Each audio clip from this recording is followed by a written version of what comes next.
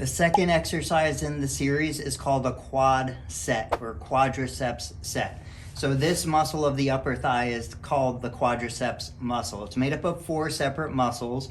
And when you're doing a set exercise, what you're doing is you're tightening the quadricep and then relaxing. There's a little bit of movement because when the muscle contracts to tighten, it shrinks together and becomes firm. Then when you relax, the muscle becomes soft. Now, a lot of my patients after a knee replacement, especially if they've used a tourniquet during the procedure, will have a lot of thigh pain. They'll have a lot of weakness in this muscle. They won't be able to lift the leg because that muscle is impaired from the tourniquet damage. That's okay, that's common. What you're gonna do though is you're gonna work on tightening the muscle and relaxing. One of the main mistakes that happens is patients think, well, if I'm gonna tighten that muscle, that means I have to lift the leg. If you find that you have a tendency to do that, you can place a pillow underneath the knee. And then what I'm doing is I'm tightening the muscle and I'm pushing down into the pillow.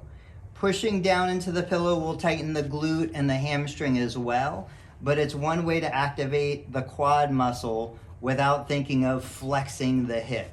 So again, quad sets, you would typically do this 20 to 30 times. You would repeat it 3 to 4 times in a day.